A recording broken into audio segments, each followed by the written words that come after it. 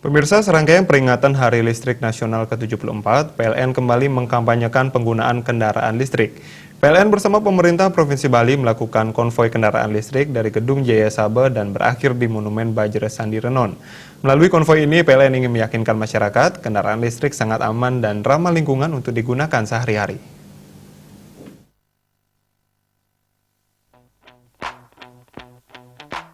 Gubernur Bali Wayan Koster dalam kesempatan tersebut mengatakan, saat ini Bali telah bersiap untuk menyambut era kendaraan listrik. Saat ini pemerintah Provinsi Bali sedang menyusun kebijakan terkait kendaraan listrik. Nantinya pemerintah Provinsi Bali akan membentuk zonasi kendaraan listrik khususnya di pusat-pusat wisata. Karena memang ini kebijakan untuk menerapkan Bali energi bersih, menggunakan energi yang bersih yang ramah lingkungan. Nah, dalam kaitan dengan penerapan energi bersih dan ramah lingkungan ini, kami telah menyiapkan peraturan gubernur tentang Bali energi bersih, dan yang kedua adalah peraturan gubernur tentang penggunaan kendaraan listrik berbasis baterai.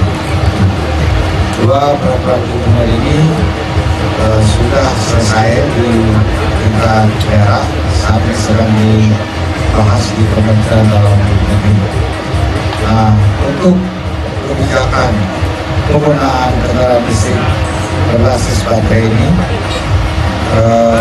akan dilakukan secara bertahap dengan menerapkan pada wilayah-wilayah tertentu seperti Kuta, kemudian Nusa Dua, kemudian Sanur, Ubud, dan zona-zona pariwisata. Jenderal Manajer PLN Unit Induk Distribusi Bali, Nyoman Suarjoni Estawa menyampaikan, kegiatan ini merupakan bentuk dukungan PLN terhadap kebijakan pemerintah Provinsi Bali. Konvoi mengendarai kendaraan listrik telah menempuh jarak sekitar 25 km, dan Suarjoni mengaku kendaraan itu sangat nyaman digunakan di Bali. Tidak hanya melakukan konvoi, PLN juga berkomitmen dalam penyediaan stasiun pengisian kendaraan listrik umum.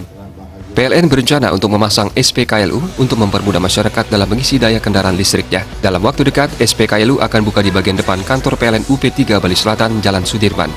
Pada Minggu 27 Oktober 2019, masyarakat juga dapat merasakan pengalaman mengendarai motor listrik yang disediakan oleh PLN dan mencoba menggunakan skuter listrik milik Grab pada acara Car Free Day Renon.